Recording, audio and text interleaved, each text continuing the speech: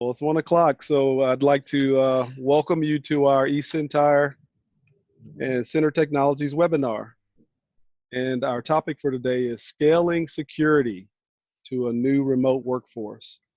And I'm excited today to be your host for our webinar. My name is Daryl Drennan, and I am the Director of Regional Sales with Center for Houston, Austin, San Antonio, and Louisiana. But before we get started, I'd like to cover a few procedural items. First off the bat, everyone is automatically muted upon entry into the webinar. And we have our webinar scheduled today to last approximately 30 to 40 minutes, so we can allow ample time at the end for question and answers. But we encourage you, however, to ask questions throughout the webinar, and you're welcome to send me or us questions through the chat button. And then when we receive the questions, we'll try to address your questions during the presentation as they come in while we're on the topic. And our session will be recorded today in case you'd like to refer back to it at a later date. I'd also like to remind everyone that we will be supporting our local restaurants by having a family meal delivered to your house just because you attended today. And so expect a follow-up call next week to coordinate the delivery of the meal. So it's 1:02. Let's get started. A question: why are we here? Why are we, ESENTIRE and Center, doing a webinar on scaling security to a new remote workforce? Well, at a high level, we're doing it because remote workers are now more vulnerable and more susceptible to security breaches. The bad guys have significantly increased their cyber attacks under this coronavirus crisis. And there's a growing concern, for example, for the increased attacks in education, in the education sector, and in healthcare. And so our company is equipped to handle these targeted and increased attacks. How can they safeguard their business in this already fragile economy? And so that's why ESENTIRE and Center have partnered. We have teamed to bring a comprehensive and holistic set of security approaches for this increased threat. And fortunately, we have Mark and Todd with us today to talk about it. And so I'm thrilled to introduce to you our two presenters for today. They are Mark Sangster with the ESENTIRE and Todd Smith with Center Technologies.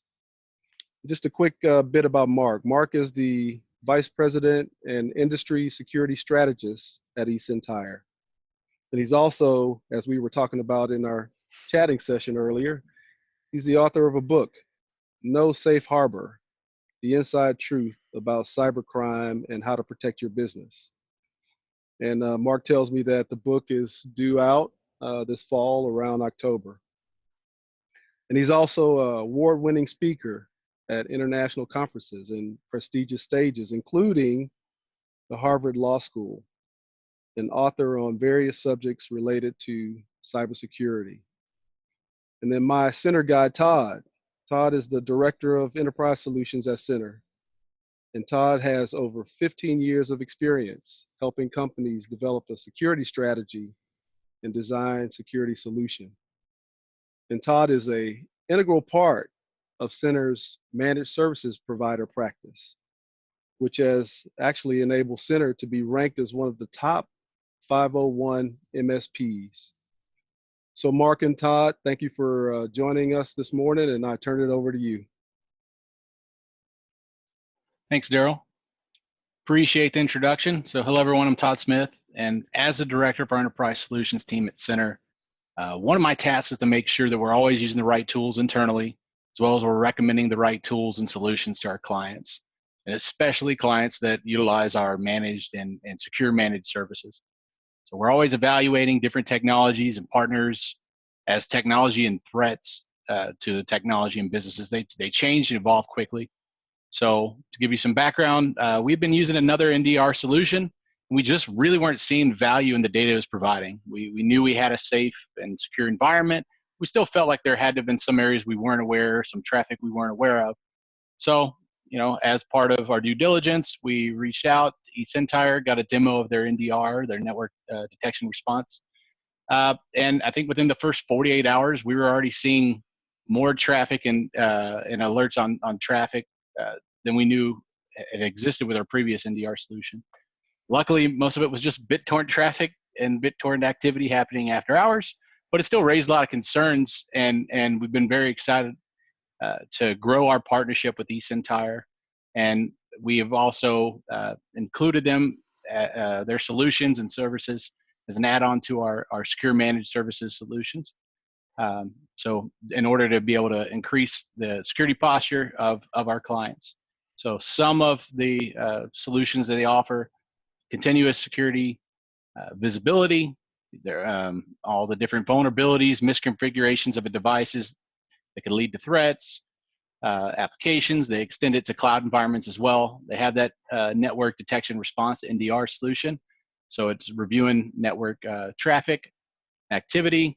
So they also the traffic going to and from servers, whether hosted or on-prem. They have a cloud detection response, or CDR. They also have endpoint detection and response as well that goes onto the different endpoints, because sometimes it's not just your servers, it's not just your network devices. They can also extend that to the remote workers, to the remote endpoints. And that's especially important with the environment we're in today, where we have a lot more remote workers, which brings a lot more challenges into the environment. So I'd like to kick it over to Mark with ESENTIRE and give you a little more information. Great, thanks very much, Todd. So let's talk a little bit about the background and what we're seeing, and certainly the amount of threat actors, the amount of risks and attacks that we see definitely increases during the time of crisis. And in the military, they have this term VUCA, which is volatility, uncertainty, chaos, and ambiguity. That really describes it, right? So as soon as you kind of get into these situations, there's an awful lot of smoke screens through which they can hide. There's a lot of blind spots, and there's a lot of opportunity. People get scared, and because of this, they become a bit more desperate. They're seeking information because the information in their mind gives them back some amount of control, and that provides a great opportunity to be able to exploit them. And we've seen this before in the past with Hurricane Katrina in the Gulf, for example, Hurricane Sandy in the eastern seaboard of the U.S., and the fires in California and in Australia. Whenever there's these type of natural disasters and emergencies, there's a great opportunity for fraud. Now, when we talk about coronavirus in particular, and we'll just spend a few minutes going over this, I think, back in 2010, the movie Contagion, and this is a scene from it, did a really, really good job of predicting what a pandemic would look like as far as things like the social, the political, and the economic disruption that it would occur. The other thing it did a good job of was predicting that people would use these instances in some way to profit, right? And do that through criminal activity. And that's, of course, what the Jude Law character is here, who was touting this cure called FORSYTHIA. It was some naturopathic cure that, of course, didn't actually work. And he claims he got sick and it's cured him and all that kind of stuff. And, of course, that wasn't true. And behind this was the fact that he had actually invested heavily in the makers of this product. And, effectively, he knew somewhere down the line he would turn a profit on the public markets. We see the exact same thing, right? So this sort of, I kind of call this the FORSYTHIA of COVID-19, right? We see a plethora of fake texts, and they range everything from free products, insurance claims, right up to pleas for help, right? That, and they're just hoping that somebody's kid or child or loved one happens to be abroad, and when they get this text from them, they think, okay, this person's in deep trouble here, I need to send money. And it's just a classic kind of scam. It's just been tailored for this. There are fake applications, fake websites that are popping up that purport to be legitimate information from those very trusted sources, like Johns Hopkins, for example, that's keeping a tally in the CDC and the World Health Organization that are looking at, what do the actual number of cases look like and deaths and all that sort of thing. Of course, we're all kind of clinging to every day to get a feeling for whether or not the epidemic is slowing down. There's treatments, right? And maybe some work, maybe they don't. They're FDA approved, they're not FDA approved, et cetera. There's a lot of confusion around this. Again, this leads to opportunity for scams. There's, of course, fake products. There's profiteering that's going on. In fact, Amazon has claimed that they've now pulled down several million products, and they've banned tens of thousands of sellers. who have, you know, jacked the prices on things like hand sanitizer, toilet paper, masks, etc. And then they've even gone as far as door to door. And we saw a lot of this with the hurricanes, for example, of fake insurance claimants. In the door-to-door cases, these people are literally going to, you know, Lowe's or Home Depot or, you know, whatever renovation company. They're buying, you know, painters' masks and painter suits. They look like they're from the CDC, and they're showing up to give fake coronavirus tests. This is just one example here. This is a fraudulent website. It looks like it is actually Johns Hopkins Medical Center, and of course it's not. These are what I'd call watering hole, and the real risk with these is, of course, the predator doesn't have to go anywhere. They can just camp, and they can wait for the prey to show up at sunset to get a cool drink of water on the savannah, and of course they're waiting for you, right? So this gives them all sorts of different ways to deploy whatever they want, right? So there's man-in-the-middle attacks. This can be code injections, whatever it is. They can come after you this way. There's, of course, the fake phishing schemes, and you know, phishing schemes, spear phishing, whale phishing, et cetera. So if they're targeting high-value individuals at the top of the food chain in the company, whether they're going after strategic players and rainmakers, et cetera, this is a tried and tested method, right? And really what it comes down to is being context, time relevant, and looking like it comes from a trusted source. And that's what they're doing, right? So there's multiple reports of this, right? Fake World Health Organization emails with registries for webinars and seminars to learn more about how you can protect yourself and your family. Fake emails from the CDC with attachments. So we're seeing the classic mail docs with PDFs and Microsoft Word that, again, are hijacked legitimate information, but of course they've added to it, right? So they're using the macros feature in Word, and when you open that document, it's also running a script, and when it runs that script, they can do whatever they want, right? They can load whatever code onto your computer, and off they go to the races. And the same with PDFs. In some cases, they're actually targeting healthcare workers, and we've now had multiple reports of this in the last month or so. And as I said, they're using motivations they know are going to drive you to click, right? So in this case, this looks like it actually comes from the IT department of this healthcare institution with a link to register for a mandatory seminar that is around information on, you know, how do you keep yourself safe as a healthcare worker as you deal with the intake of potentially infected patients, right? So who's not going to click on this stuff? And this is the problem, is you can imagine the chaos that's going on at healthcare institutions as they are dealing with increased numbers of patients. And, you know, people don't have time to validate this. They're not hovering over links to figure out if they're legitimate or not. They're just clicking on them. And of course, they've been successful, right? We've seen attacks in Europe that have locked down hospitals and healthcare institutions. In fact, they've even gone after vaccination centers, which are, you know, preparing to be able to test the vaccines that we have in the works. And of course, those are critical to both the health of our population, our people, and ourselves, but also, of course, of the economy, right? The faster we can get this under control, the faster we can all get back to work. And so they're hitting us where it hurts the most. And that's not a surprise. And ironically, in some of these cases, of course, a couple of the threat actors actually came out and apologized and said, whoops, this was, you know, automated fire and forget ransomware that just went off into the wild and happened to hit medical institutions, and we're really sorry about that. We'll provide the encryption keys so that these affected companies or institutions can unlock their files and get back to work, which of course is just, you know, I'm not sure how far I would go to trust criminals who effectively break the rules as a model of business, right? It's probably just a bit of a feint in a redirection. This slide comes from actually data from our Security Operations Center. So part of our managed detection and response is not just about the services. So Todd did a great job of sort of explaining the key pillars there, but this all folds up to SOC analysts, to security experts who take all that information, and in a near real-time fashion, they have to determine if something is malicious or at least suspicious, and then they have to dig in, they have to investigate and take whatever action is required. And that's what's really critical. So when we talk about center technologies, for example, right, this is about containment. It is about remediation and response. That's the hard part, right? I hear this all the time. You know, it's not about finding the needle in the haystack. It's actually about knowing what to do with the needle once you've found it. And that is the real trick, and that's the real value in that equation. So this SOC data actually shows several thousand attacks against healthcare institutions across the US. Not surprisingly, if I showed you similar maps of Europe, of Canada, of Asia, you're gonna see the same things.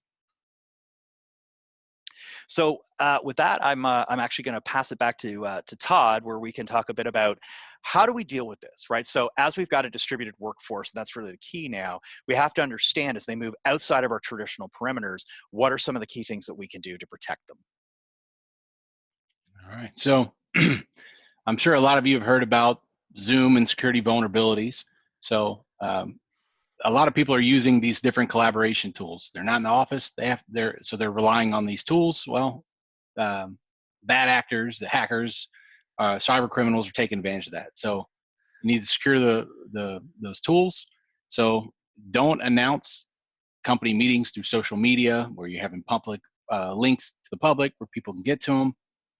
Make sure you keep these collaboration tools such as Zoom up to date, especially if it is a confidential or important meeting. Make sure you're password protecting the Zoom meetings. It's best practice to do that so you don't have the possibility of somebody jumping in there and hearing your meeting. And you can require the attendees to log into their accounts if they have one, so you know exactly who it is. So they have to authenticate in order to log in. You can lock the meetings once they begin so that no one else has the possibility of joining. You can not allow attendees to join before the host, so that way the host can look, review, make sure that everyone is in that's supposed to be in before they start the meeting. And you can limit who can screen share for attendees. So if somebody were to get in there, they're not sharing something they shouldn't be sharing, especially education. This is very important. And consider what is on display within your camera view. I'm sure everybody by now has seen the different viral videos of people making mistakes, not realizing their camera's on, going to the restroom, or anything like that. So make sure you know when you're in the camera and be cognizant of that. Enable multi-factor authentication on the different collaboration tools. This is important for almost any application that's out there, especially cloud-based applications. So that will only help. And then be informed of the threats and know what to look for.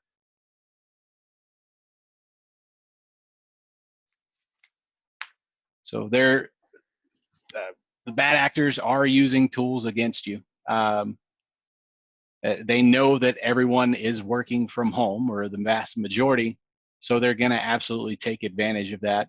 They know that somebody's not next to them in the office that they could say, hey, did you get this email? Does this look bad? To where it's going to take extra steps for someone to validate and make sure that something is legitimate. Yeah, and if I can, Todd, if I could just add in here, I think that you're right. I jumped the gun slightly on that one. Is that I think a lot of people consider, as I said earlier, the fire and forget kind of notion of malware, particularly ransomware and so on. And that's kind of true, but that's a bit of the baseline, or I'd almost call it the background radiation of the internet. And the new normal is a lot of what we call hands-on keyboard types of attacks. So that's the things that we see now that Daryl was talking about or alluded to in the beginning as well, which is there is a bad guy on the other end, right? So it is not a simple old model where, you know, you clicked on something, you visited one of those coronavirus websites you shouldn't have, or open a doc or something, and poof, the next thing you know, they lock your files. Yes, that is one mode. And a lot of times after a period of time, that's the kind of stuff that we can stop through traditional perimeter defenses as we get to know them.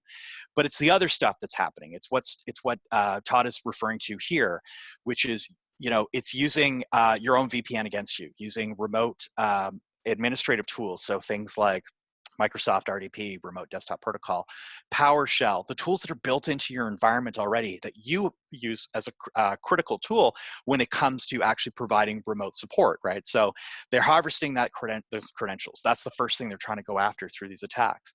They're using your own legitimate creds to get into your VPN to come through a trusted pipeline into your environment.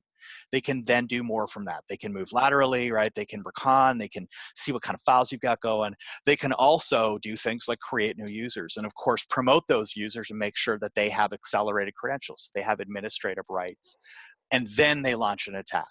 So what we're seeing is instead of ransomware hitting one laptop, what's actually happening is it's hitting tens or 100, because what they're doing is they move through the environment, they deploy, they place the landmines, and when they've done that in the entire environment, that's when they pull the trigger and they all detonate at that point, and it is far more devastating for the organization.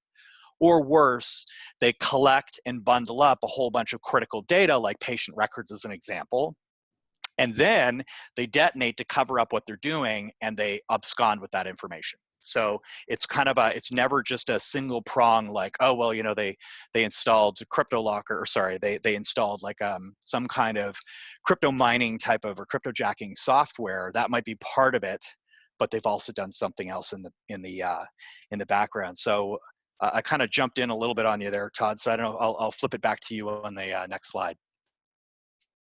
No problem. So the new dispersed workforce is creating problems and different unique challenges that IT industry and different businesses have not seen before. So it's causing an influx of support tickets, especially from inexperienced remote workers that aren't used to the change. They're used to their environment, the way that they log in at the office every single day. So it's causing a big uptick in support calls, which the bad actors are going to take advantage of that as well. They know IT is kind of spread thin right now. And then there's also the increased risk with home connections, especially most people are just buying very home basic networks. They have very basic SSI, WPA keys on their wireless. They're not used to this work environment.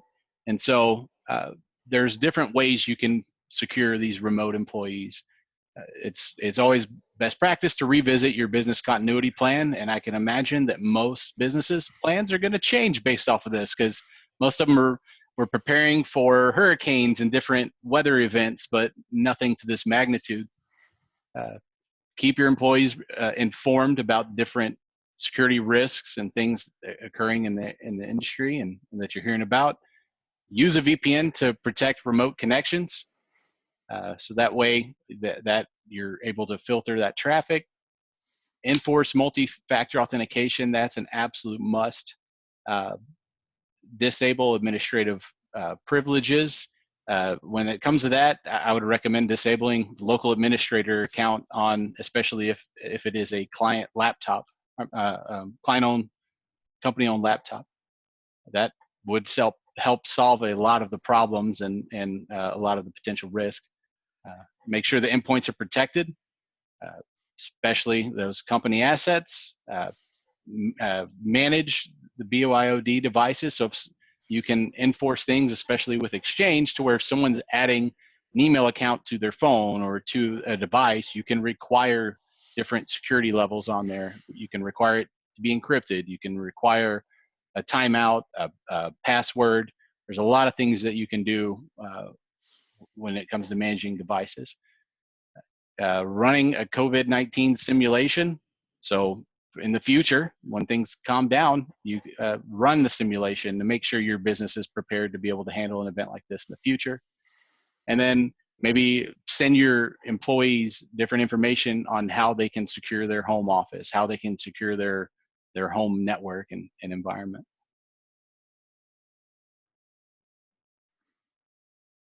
And what are some of those things that they can do to secure the home of office? Follow the company's security policies, keep informed of company updates, password protect conference calls, kind of like what we mentioned with Zoom. You can also do it on just regular conference calls as well. Keep your kids off your company phone or company computer so they're not accidentally installing something that is malicious on those devices. So Todd? Yes, sir. I violate that one. Oh. My daughter has Roblox on my phone and she plays with it all the time. Well, I know some devices like iPads, you can create multiple accounts on there. You can create a child account to where they can't install apps on the fly. So there's different things that you can do there. I would recommend, especially if it is a company laptop, create another account for them. Make sure it's not an administrator. Make sure your devices are kept up to date, your mobile devices especially. So if there's Windows updates, security updates to install, make sure that you're installing them. Conduct regular backups of your machine just in case, since you're relying a lot more on it working from home. Securely dispense sensitive data. Make sure that your if there's a sensitive document, you're encrypting it when you're sending it. You're not just sending it over email or a text message. Make sure that you're being cognizant of that sensitive data and how you're sharing it. Use strong passwords, which we'll get into some information on how you can make sure you have a strong password, and a little bit more about why that is important. And again, secure that home network. Make sure you don't have a simple WPA key or anything like that. So up your security game, use a strong password. So what is a strong password? Well, it's at least 12 characters, mix of numbers, symbols, capital and lowercase letter. Never reuse passwords, and don't share them over the phone or text or email unless it's encrypted. Don't share passwords across corporate or personal accounts, lists and subscriptions, payment attached services, payment and banking, and then use two-factor authentication for any account that you may have. So one example of not sharing passwords across devices. So just recently, I had an end user contact me. Let me know, hey, I'm getting these MFA notifications. So we utilize Office 365. We utilize the Microsoft Authenticator app where it does a push notification if there's a request where someone successfully logged in, but to complete the second factor, whether you approve or decline. And so she started saying, hey, I'm getting notifications and I'm not trying to log in. I was on a conference call. Well, we looked at it and the requests were being made from Arizona. She was definitely not in Arizona, had no connectivity in any way to Arizona, which meant that if she was getting that second factor, that prompt, someone had her password. So I started asking different questions, and turned out within that week, she had updated her password on a third-party site, and it happened to be the same exact password she was using with her company login information and her company email. So when you're using those third-party sites, you don't know what their security is in their environment. So it's very important that don't share that password, don't use it for anything outside of your company, but also make sure you have multi-factor. Had she not had multi-factor, someone would have absolutely compromised her account.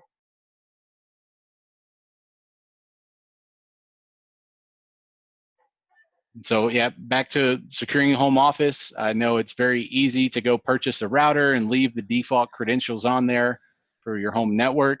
Make sure you're changing that to something else. Those passwords are very common. Somebody could absolutely find that information on the internet very easily. So make sure you also change the default name of your SSID. Don't utilize the one that is enabled by default. Enable Wi-Fi encryption, so use WPA2 or WPA2 AES. Use a strong password needed to join that network. Also, don't utilize something that's pretty common or your address or something that somebody could easily find. And again, change the default admin logins. Keep the routers and the software up to date. I know some of the older hardware out there, it's a little more difficult to do that. I think some of the newer devices, the newer access points, firewalls, a lot of them will prompt you when it's time to update those. You can also, a lot of the newer devices, you can create a guest Wi-Fi. So you don't have to share that with non-family members. You can make sure that traffic's separate and that traffic can't hit any of your local network devices. And then for just best connectivity, if it's a wireless router located in the middle of your house, so it can broadcast throughout the house, and so it's now also on the edge to where somebody sitting across the street can get that signal. It's also best practice, or it's recommended not to use the default subnet, the default IP address that the router comes with. Disable DHCP functionality. I mean, it depends on how you have that set up, but that's also one recommendation. And then you can also disable remote access through wireless. So now I'm going to turn it back over to you, Mark. Great, thanks. So, yeah, I mean, all of these, I think, one of kind of the underpinning points in all of these recommendations that Todd just made is that a lot of these things are very simple changes and simple controls to put in place. And often, as he said, just doing these things like removing local administrative rights on a device has a significant increase in the security posture you're providing on that remote device, right? So am I saying that a criminal can't get through? No, I'm not. But what I am talking about here is it does significantly slow them down. And even some other tricks, right? Like making sure that administrators are not using first dot last types of creds, because those are easy to socially engineer, right? So having another set and so on. And all these little things just kind of add up and at least slow it down.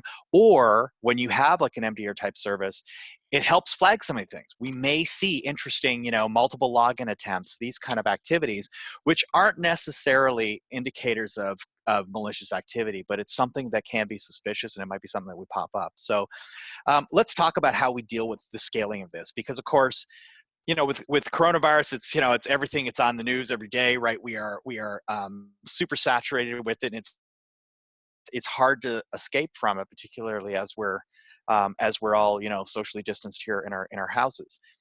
But one of the things we want to talk about is what happens when we get beyond this, right? So what, you know, is this, as I like to sort of say, is this like a seasonal migration to our home offices? But, you know, when the weather warms up again, you know, the birds are going to fly north and go back to the office towers in the middle of the city? Or is this something that's more climatic, where now it's specific latitudes, right? It's no longer hospitable, or it's just not advantageous, right? So how many knowledge worker jobs, for example, have now been demonstrated that they work in a remote model, and because of that, you know what, maybe we can save a bunch of overhead by not having to pay for that big shiny glass tower anymore. You know, that's not necessary, and so on, right? So it's almost like the expansion of the bring your own device model, where now, as I said, it's bring your own home, or it's, you know, bring your office home, whichever way you want to look at it. And we've seen some of this before. So for example, with Hurricane Sandy, the same issues occurred around business continuity planning. So that's in 2012, that's the hurricane. It was the worst one of the season. It's the one that struck the northeastern seaboard. It devastated New Jersey and lower Manhattan and so on, and it, you know, flooded out the tunnels. They had to isolate the island because the south end of the island had been flooded. The tunnels coming in from Queens and in from New Jersey were shut, and so on. And it really did redefine and test what we thought of business continuity planning. Because when you think back on it, you know, at the time, all the data backups and the data centers for all those financial institutions in lower Manhattan were all across the Hudson River in Hoboken, right? And at the time, it totally made sense because we saw it as, well, it just can't be in the same physical facility. But then we realized, you know, hurricanes unfortunately affect large swaths of land. They cross rivers and they don't, you know, obey state lines. And then at that point we realized, and it's really easy, I think, to judge that harshly in hindsight. And we shouldn't. In fact, there's one book I talk about is a book called the Field Guide to Human Error. And they talk about several biases that humans bring, you know, when we evaluate a situation, when there's been a massive data breach or a significant security incident or something like Hurricane Sandy or the coronavirus, and not necessarily being prepared for remote workers. We tend to look at this and say, well, now that I know the outcome, I would have never allowed that to occur in the first place. Well, of course, companies should have had strong security policies for remote workers, right? Why wouldn't they have had that? And, you know, whoever didn't put that in place, well, they should be fired because, you know, now that I know the outcome, you know, that was clearly easy to predict. So they screwed up somehow. And the reality is that's simply not the case. And A, it's not true. And B, it doesn't serve any purpose, right? So how do we look at this? Well, the same thing happened after Hurricane Sandy. It became the new legal standard for business continuity planning and disaster recovery planning. So often when law firms, for example, and insurers would look at whatever program the company had in place, they were actually using what they what they called the Hurricane Sandy test. As in, if you had mass disruption, you know, can you continue your services and your operations and so on, whatever that is. And of course, that's even more critical in the high available type of industries such as healthcare from a medical perspective, and then also, you know, in banking and finance, obviously from an economic one. So we do have a bunch of resources on some of the stuff that I want to talk about. So the things that Todd referenced, for example, the working from home, we do have some reference sheets if you'd like to do this. And as I talked about the human error, in fact, this is something that I discuss in my upcoming book that Daryl, thank you very much, Daryl, gave a plug for at the beginning. You're welcome, sir. But I would just like to talk a little bit more about what does life after COVID-19 look like. And I want to kind of throw you some data points here. So some of the things I do talk about in the book actually came from some research that we did with 451. And this is an industry analyst, and we actually commissioned them to go out, and we wanted to understand what were the drivers for security, for prioritization, for budget, and what were the top challenges they had? What kept their security practitioners awake at night? And what we found was actually not that they'd use the same language, but it was the same kind of issues that we see that have come out with coronavirus, like a shift, a mass migration to remote workers. So for example here, one of the big things that we always see is a challenge in a lot of this is a paradox, which is often when you ask the board, you talk to the C-suite, they're all going to say, yeah, we're in great shape. We think we got a good plan, we got a strong team, and so on, right? So you almost have this unanimous viewpoint that they're locked and loaded and well protected. Yet when you ask them about events that have occurred, over half of them admitted that they had experienced a material breach. Now, we didn't define material other than talking about some examples. So things like, did you have, operational disruption that lasted more than one day? Or what did you have, six-figure losses, financial losses from lost revenue, billable hours, et cetera, things like that. And so over half of them did report that. And that's from 650 different institutions. So it's a fair number, and we can argue whether it's statistically significant, but I think it's still pretty relevant. The other thing that we saw is it's not just the remote workers that are moving out, right?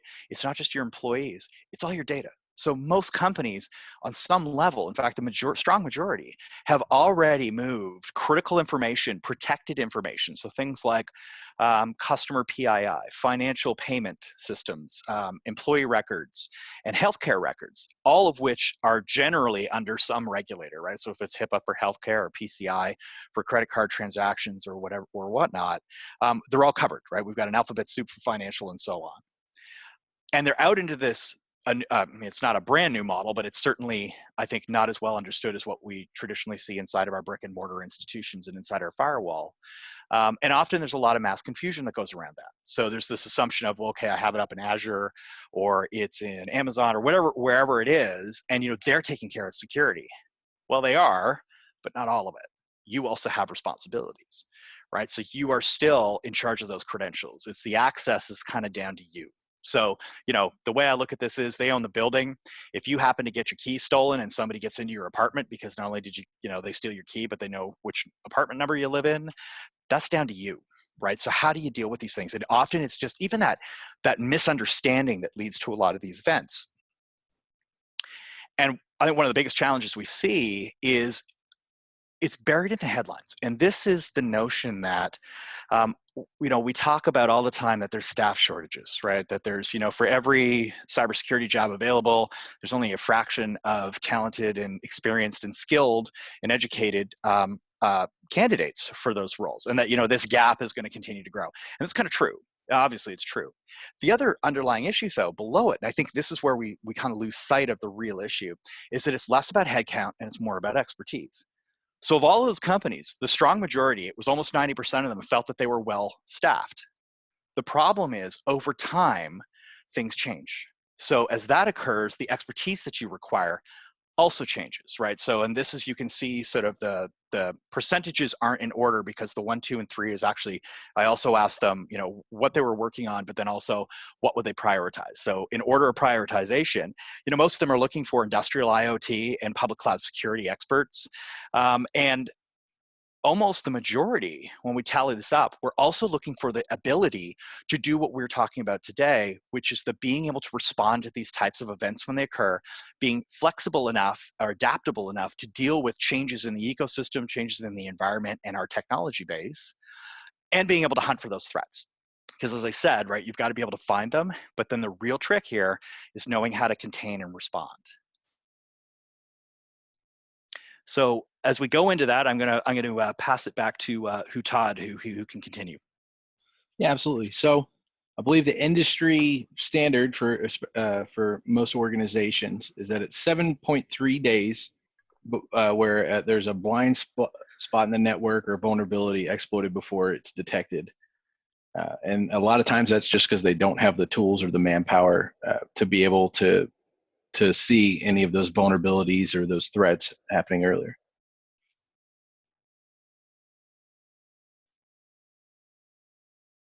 The industry average incident detection, it's nearly 60 minutes for the traditional managed security providers before they're able to act on an incident.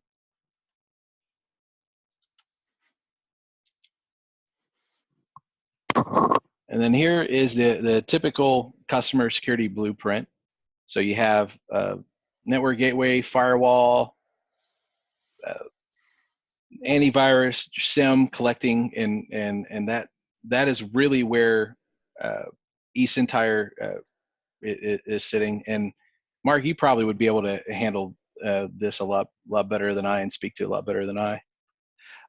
Sure. Yeah. It's so the real issue I think with this one is it's a bit of a eyesore here, right? There's lots of detail in this diagram.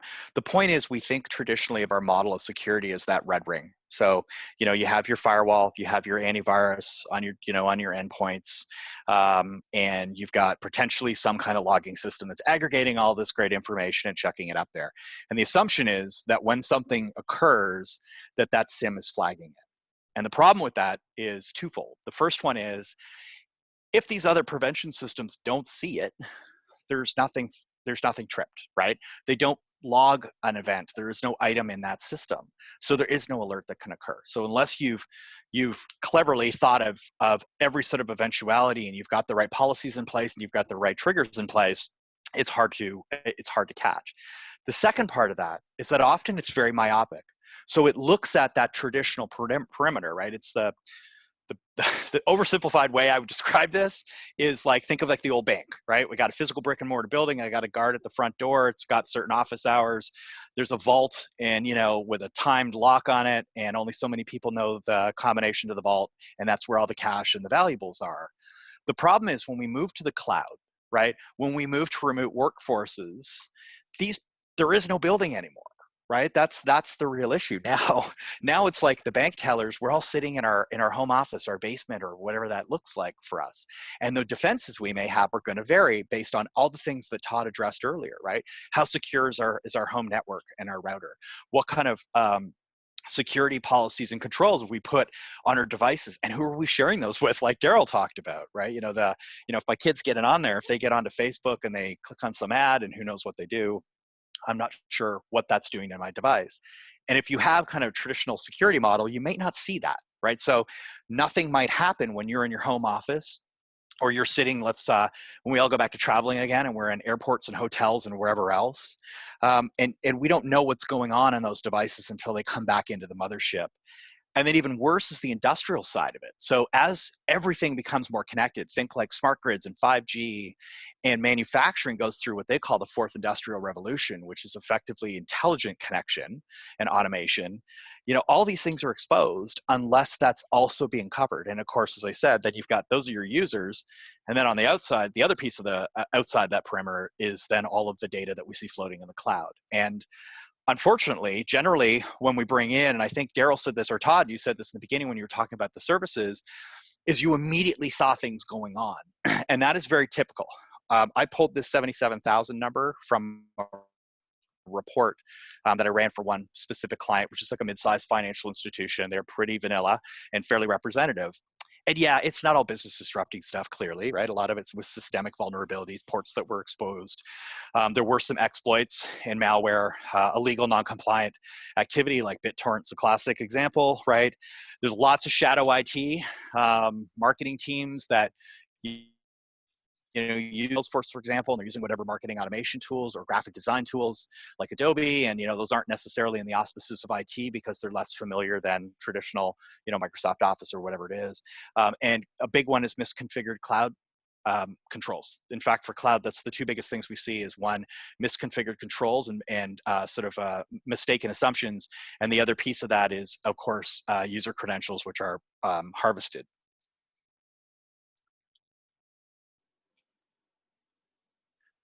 So with this, you know, the real trick here, when Todd showed us the numbers earlier about how long these things typically dwell, right? We have to measure our response in seconds, not in minutes, or worse, in days, or geez, even months, right? And we often see these, like the numbers that he was talking about earlier. So within our security operations centers, we respond within 35 seconds. That does not mean that we have solved your problem.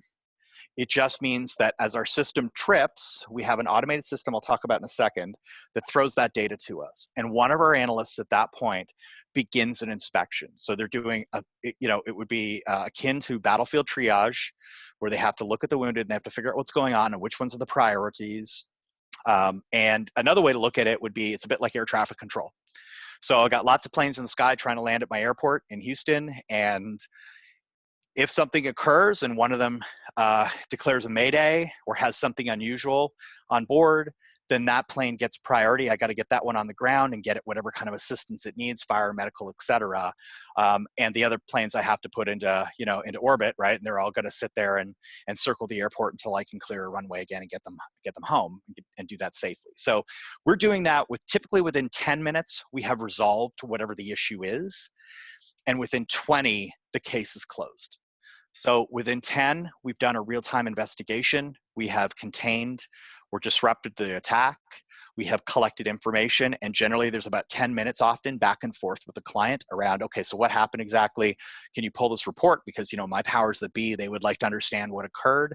Or, you know, can you pull me more information about this type of attack? Because, you know, I need to use this as a case to be able to go to my management and say, listen, this is why we need multi-factor authentication, or we know that that's a rainmaker and a critical employee in our company, but we need to remove local administrative rights, and this is a perfect example of why. You know, those kind of things, right, come out.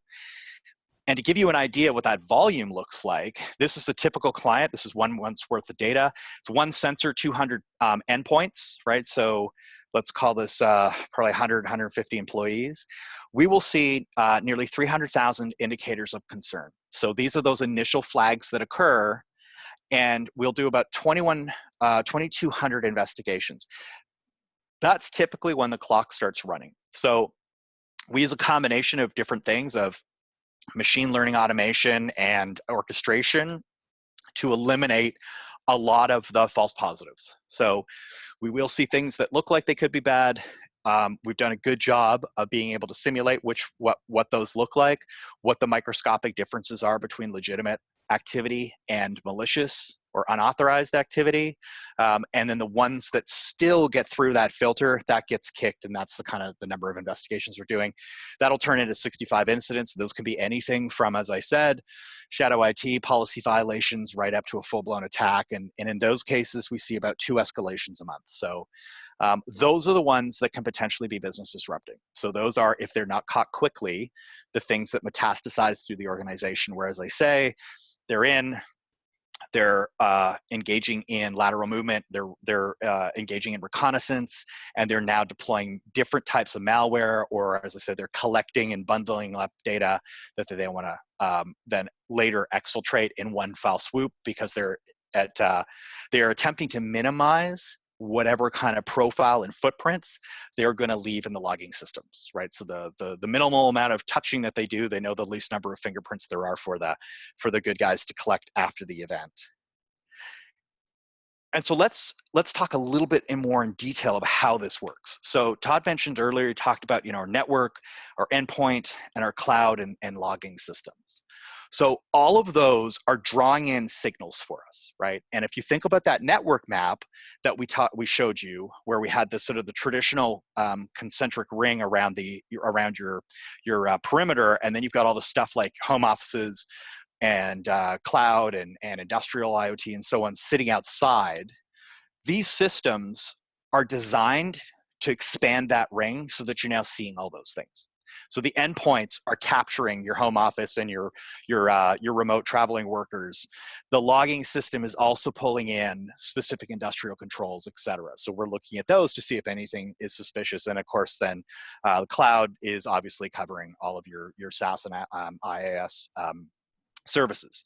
So that's kind of the easy part almost, right? So we collect all this stuff, it gets ingested in our Atlas platform. Effectively, it has to take all this in, it has to normalize it. So whatever kind of threat scores that these different systems would provide, it has to equalize those out so that we understand from a severity and priority kind of perspective what that means.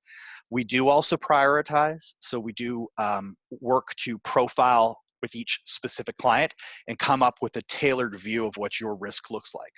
So for example, if the attack seems to be targeting a rainmaker's device, so a managing partner in a law firm, or a senior administrator in a hospital, or the trading terminal in a financial institution, these are the high value, high risk targets in those institutions and firms. That's the stuff that needs to go to the top of the pile because that's far more critical. It's also important when it comes to response because, for example, let's imagine our SOC analyst goes, whoop, we got a bad attack going on in a hospital. I'm going to hit the big red button and shut down this bad guy. Well, if I do that and I disable a device, well, what if it turns out that that was a medical imaging system? Or what if that was critical in a surgery in a hospital? Or it's a trading terminal, because I can tell you, if you take a stockbroker and you cut them off from their terminal while the public markets are open, you may be talking about millions of dollars a minute, if not a second, right? So we really have to contextually understand what's happening there. At that point, it gets enriched, and as I said, we go through our machine learning and behavioral detection, and I don't want to overplay artificial intelligence because I think that's a grossly misunderstood and overhyped concept, but the reality is we are putting it through a lot of filters. Our filters are not specifically just about saying, okay, this looks like this is, A, B, and C, well, that's bad, and if it's A, B, and F, I'm not filtering it. We've actually developed these with several universities, not only looking at the indicators of compromise, the indicators of badness, but also what the SOC analyst would do to investigate and respond. So we're trying to take it the majority of the way to eliminate a lot of that that basic administrative kind of work that an analyst would have to do. So the only things that get through this filter and bubble to the top are the really critical things. At which point, that's where the analysts come in, right? So they're looking for this stuff. They are using threat intelligence feeds. They are hunting on their own as well, right? If they see something that's interesting going on at client A, they're going to take a look at a bunch of other clients to see if they see anything similar. Like they just found a specific phishing attack against a hedge fund. Well, are any of the other hedge funds receiving the same message, et cetera? And then this is the part of containment and response. Like I said, this is the hard part. Now I've found the needle in the haystack. What do I do? So from a network perspective, we can TCP reset, we can IP block, we can DNS block, we can geofence, we can app kill. We can also asset kill, which asset killing is AMP, Asset Manage Protect, which effectively means we know these are critical systems. For example, patient record system. And when we see that, we can shut that service down. Again, these are all written in a playbook that is built hand in hand with Center Technologies and also with the client so that we know what we're doing there. And as I said, we're not pushing the big red button on a critical system that we can't do. We can isolate endpoints and endpoint protection, EDR, endpoint detection and response services are critical. So services like CrowdStrike and Carbon Black, for example, because they protect remote devices. We get to see the badness far sooner in the kill chain, far earlier in the timeline than if we have to wait for that infected device that, maybe somebody's kid's been on that then comes back into the mothership, into the home network, and now starts to do something, right? That's when it starts to metastasize and move around. It also provides deep forensics because we can really see then what's happened, right? Has an insider done something suspicious? What files have been changed, et cetera. On the cloud side, we can block users. We can control and manage identity configuration issues. So as I said, misconfigurations are one of the biggest problems. So we can deal with that. And it's almost like the bring your own device that Todd was talking about, where you're enforcing passwords, you are segmenting or containing specific, personal versus business information, assets and apps, et cetera. It's the same sort of notion. We're just doing it in the cloud. And then lastly, of course, is we can, through logging systems, we're validating those credentials, right? We're disabling users. It gives us far more contextual information and expands to allow us to bring in other signals that we don't directly support or sell. The other piece of this is we also provide not just alerts to the clients, but we're providing those recommendations and remediation. So, for example, when we see an issue, we will say, you know, multi-factor authentication would have stopped that. So we recommend you do that.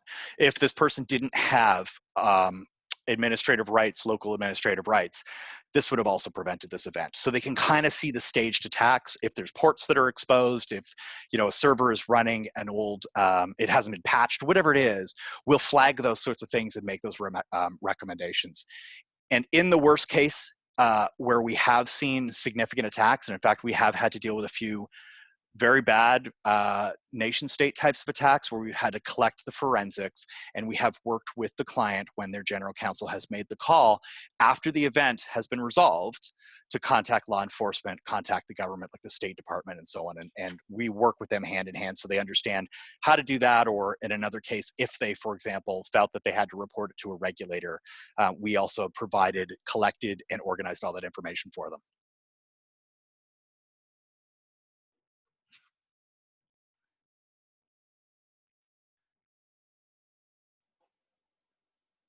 So I think in this, it's important to understand, again, like Todd was talking about, right? The more layers you put in, the more security controls you have in place, the better secured you are, right? Defense in depth. So there isn't a simple, there's not one box you can buy. There's not one service you can buy, right? It's unfortunately, there isn't an easy answer here. I think the one simple answer that you can take from this is that security is a business risk to manage. It is not an IT problem to solve. It's not an IT budget to manage or to minimize, right? It's not a necessary evil. There's nothing evil about it. In fact, it's quite the opposite of that. So it's really understanding what requirements you have that are specific to your business, and then working with the right people to make sure that they understand that risk, and from that they can model out the best ways to protect you. And that's the real trick here, right? Is it's sort of solving these problems. So providing that detection, response, and containment abilities, being able to do that across all your services. Respond quickly, because the faster you respond, the less it's going to cost you in the long run. And of course, doing this in a manner that is cost effective. It's effectively bringing this kind of a security operations centers that you would see in a larger institution like a major bank or a major insurer, and bringing that down to every level and every tier of business.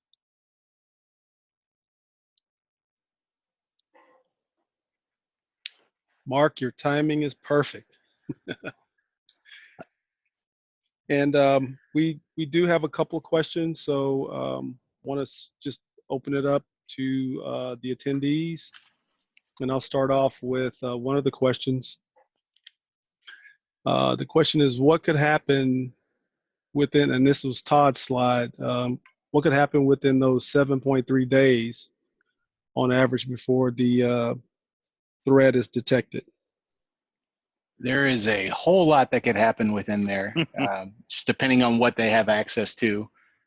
Whether it's if they have access to their email. Well, I've seen where some clients, someone in their accounting department, their account was breached. They got access to their email. They were sending out fake invoices, telling their clients to use their new bank account information and they also targeted emails for clients that were past due. So they knew that they would have to act on it quickly. They knew that there was a sense of urgency.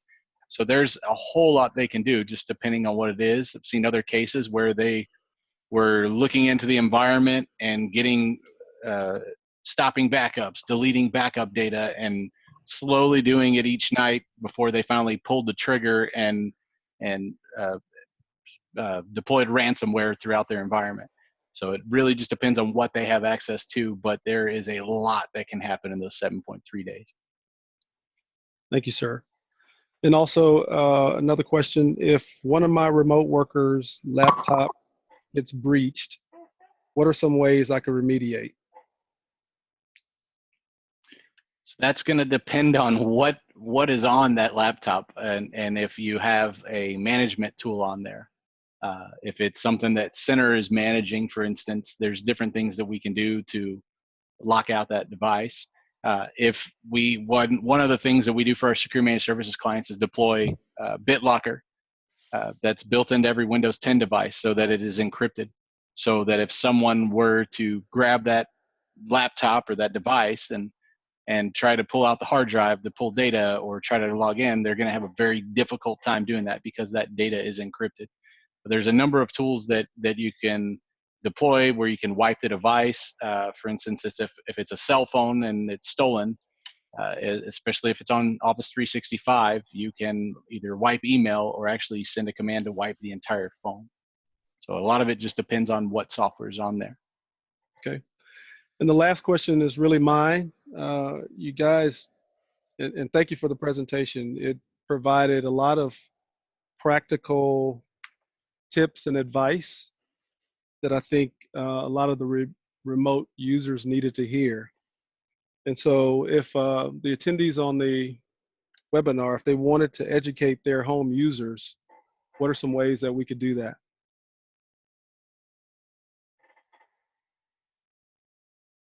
That is a great question. Well, you could share this webinar recording with them. That's just one example. But I believe there's different things out there that we could send. If you want to email us, you could reach out to your account executives, set up a meeting. But there's a number of things that Center and ESENTIRE can do to help out. Okay. Well, once again, thank you guys. This was great content, a lot of practical tips, a lot of considerations. You know, Mark, you said the more layers that we can put, more security layers, the better off we are. And I can't wait to get your book because you had so many great analogies. My favorite is it's not about finding the needle in the haystack. It's about what you do with the needle once you found it. And also going to Azure is like going to an apartment building. And so great stuff. And this concludes our ESENTIRE and Center Scaling Security webinar. And I thank everyone for attending today. And I hope you found value in the content today. And I hope you can use the knowledge gained to pursue tightening up your company's security posture. And if you would like to set up any further discussion, after this webinar concludes, you will have a screen pop up with the form, and you're welcome to fill out the form. And also remember that someone will reach out and contact you next week to coordinate the delivery of your family meal. And so I'd like to thank our speakers, Mark and Todd, for presenting to us this afternoon. And I'd also like to thank Sarah Smith for coordinating this webinar. And so I hope you all have a great rest of your Friday and a great weekend, and be safe.